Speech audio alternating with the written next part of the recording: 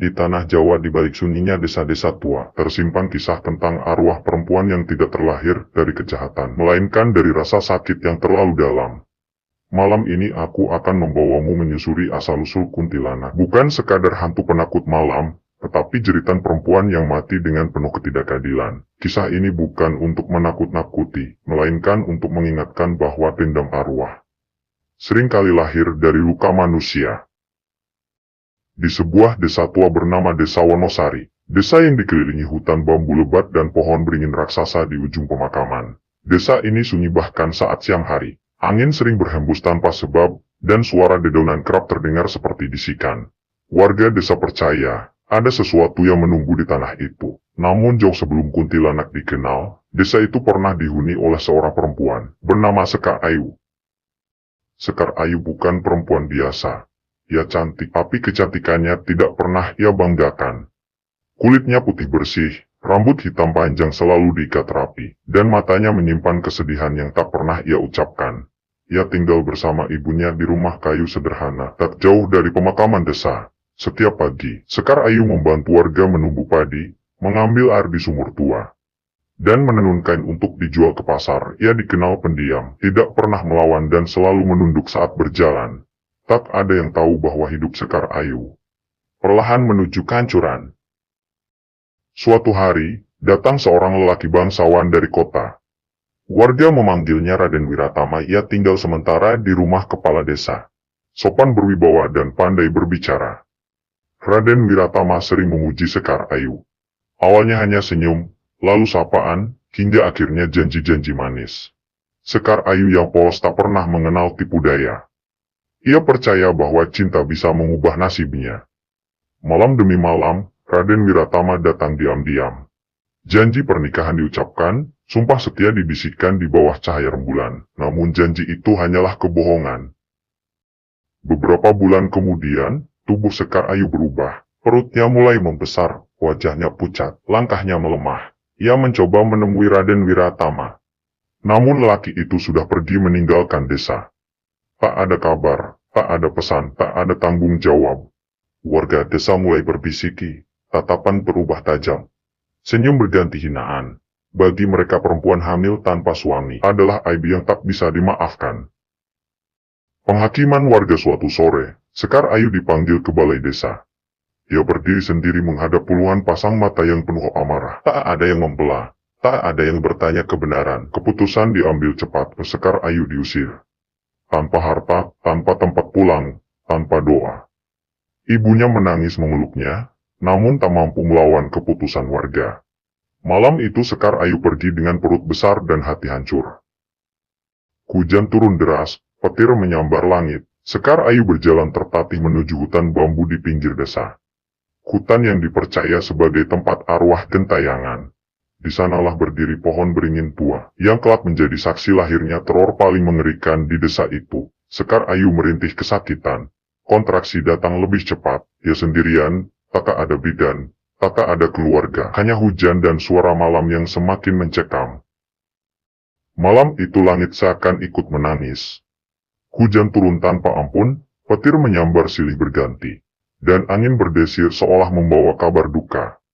Di bawah pohon beringin tua seorang perempuan tengah berjuang antara hidup dan kematian, namanya Sekar Ayu. Sekar Ayu tergeletak di tanah basah, kain putih yang ia kenakan sudah penuh lumpur dan darah.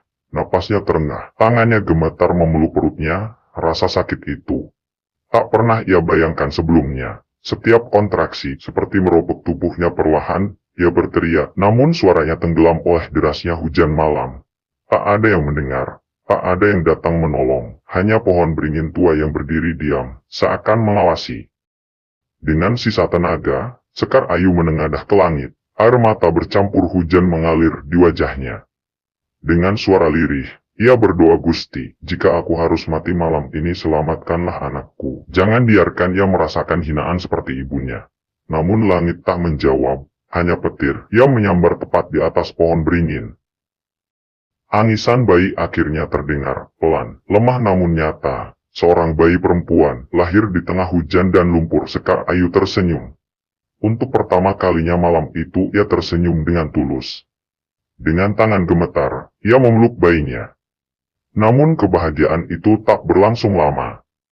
Darah terus mengalir, tubuh Sekar Ayu semakin dingin. Matanya mulai kabur, napasnya semakin berat. Ia mencium kening bayinya untuk terakhir kalinya. Beberapa menit kemudian Sekar Ayu menghembuskan napas terakhir. Matanya terbuka, wajahnya membeku dalam ekspresi antara sakit dan amarah. Bayi itu tak pernah menangis lagi. Hujan semakin deras, menyapu jejak kehidupan. Di bawah pohon beringin, tak ada doa, tak ada kain kafan, tak ada yang menguburkan dengan layaki. Hanya tubuh ibu dan anak yang dibiarkan begitu saja di tengah hutan. Keesokan paginya, beberapa warga menemukan jasad Sekar Ayu. Namun rasa takut lebih besar dari rasa iba. Mereka menguburnya seadanya di dekat pohon beringin itu, tanpa doa panjang, tanpa nama, tanpa tanda. Sejak malam itulah keanehan mulai terjadi. Malam pertama setelah penguburan, seorang warga mendengar suara tangisan perempuan. Tangisan itu datang dari arah hutan.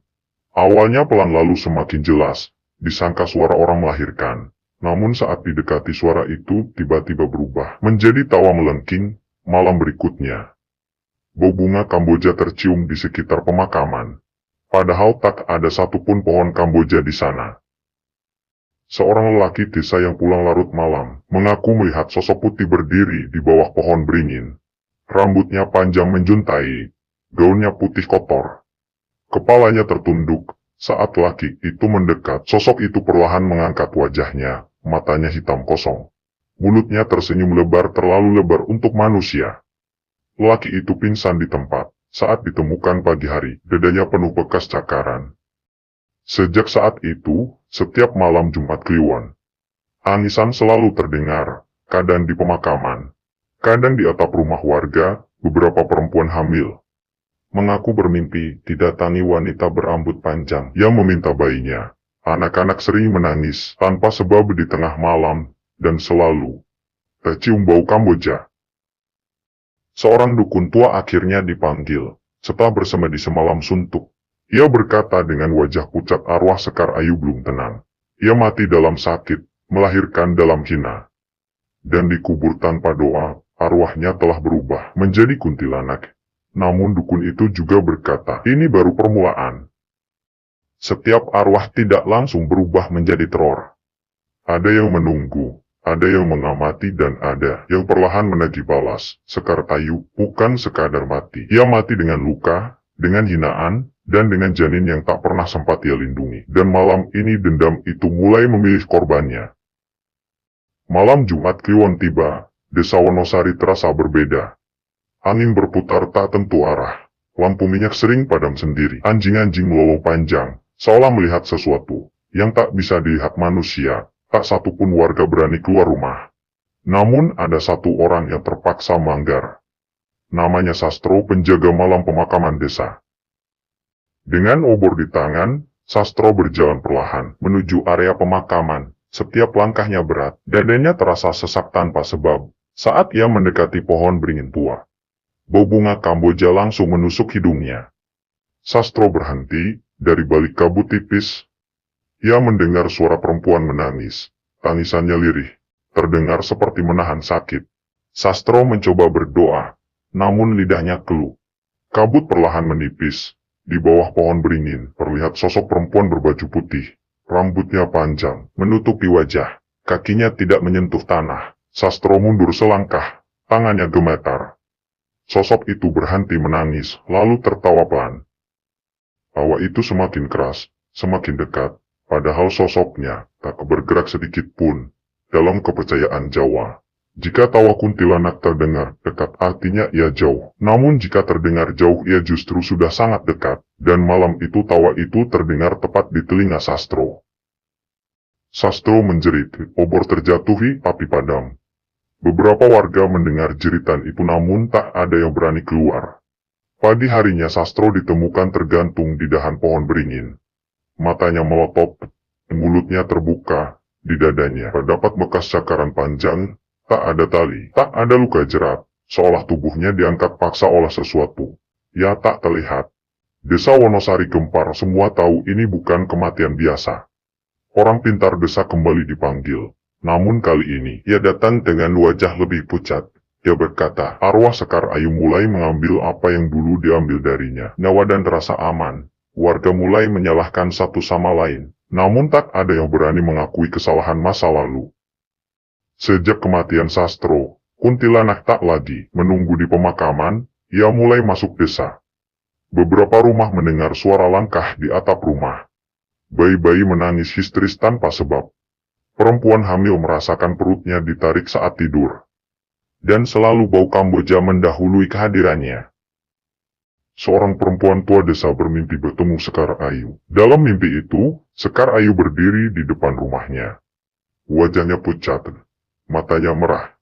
Dengan suara serak, ia berkata, aku tidak mencari ketakutan, aku mencari keadilan. Keesokan harinya, perempuan tua itu jatuh sakit.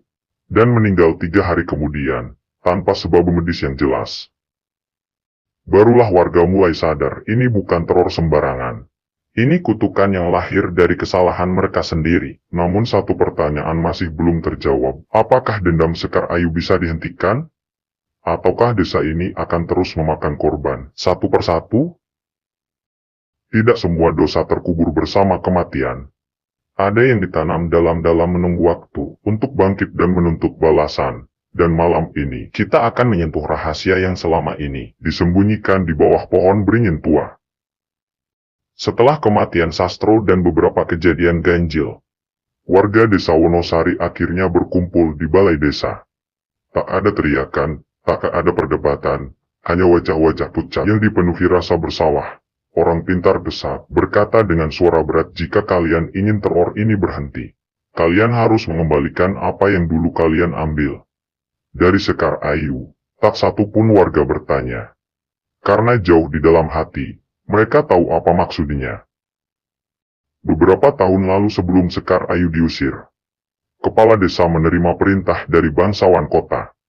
Kehamilan Sekar Ayu harus dihapuskan dari catatan desa. Nama Raden Wiratama tak boleh tercemar. Dan malam sebelum Sekar Ayu diusir, bayinya yang baru lahir pernah diambil dan dikubur terpisah, bukan bersama ibunya. Inilah dosa yang selama ini dikunci rapat-rapat oleh warga desa. Malam Jumat Kliwon kembali tiba, langit gelap tanpa bintang. Angin berhenti bertiup, 4 orang warga berani mendekati pemakaman, tak ada yang berbicara, tak ada yang berani menatap pohon beringin itu. Orang pintar desa mulai menancapkan dupa. Mantra dilantunkan pelan, namun bau Kamboja sudah lebih dulu menyambut mereka. Saat cangkul pertama menyentuh tanah, suara aneh terdengar, seperti erangan pelan dari dalam bumi. Tanah menjadi keras, basah namun seperti menolak dibuka. Setiap kali cangkul diangkat, angin berputar mengelilingi pohon. Daun beringin berguguran tanpa sebab, dan di sela suara angin itu terdengar suara perempuan menangis. Kabut tebal turun tiba-tiba. Di balik kabut muncul sosok perempuan berbaju putih, rambutnya menjuntai panjang, perutnya tampak membesar. Sekar Ayu berdiri tepat di samping kuburnya. Namun wajahnya bukan lagi wajah perempuan hidup, matanya merah, kulitnya pucat kebiruan. Dengan suara berlapis, ia berkata, kalian terlambat. Salah satu warga menjatuhkan cangkul dan berlari ketakutan. Namun langkahnya berhenti, tubuhnya terangkat perlahan seperti ditarik oleh udara, jeritannya terpotong, lehernya terpelintir, tubuhnya jatuh ke tanah tanpa nyawa. Sekar Ayu tertawa, tawa panjang, menting dan menyayat malam. Dengan tangan gemetar, orang pintar desa melanjutkan penggalian. Di kedalaman tertentu, mereka menemukan kain putih kecil. Di dalamnya, tulang bayi tanpa kepala. Orang pintar itu menangis. Suaranya bergetar, inilah yang mengikat arwahnya. Anaknya yang mati tanpa nama. Sekar Ayu berteriak. Tangis dan tawa bercampur, langit menyambar petir. Tepat di atas pohon beringin. Tidak semua arwah bisa dipulangkan. Ada yang terlalu hancur oleh luka dunia, hingga kematian tak lagi cukup untuk mengakhirinya. Malam ini akan diputuskan apakah Sekar Ayu akan menemukan damai, atau justru menjadi kutukan yang abadi.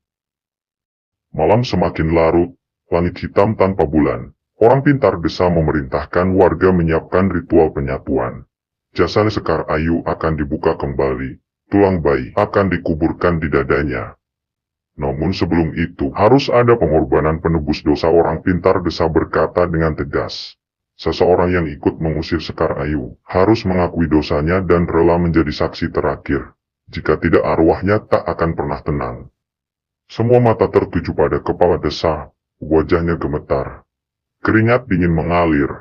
Dengan suara patah, ia mengaku dialah yang menerima emas dari Raden Wiratama.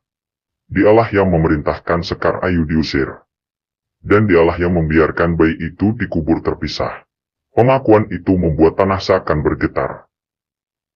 Ritual dimulai. Dupa dinyalakan, sesajen disusun mengelilingi kubur. Mandra Jawa kuno dilantunkan perlahan, angin berputar. Daun beringin berjatuhan, bau Kamboja terasa sangat kuat. Sekar Ayu menampakkan diri, namun kali ini wajahnya berbeda. Air mata darah mengalir di pipinya. Ia menatap kepala desa tanpa berkedip.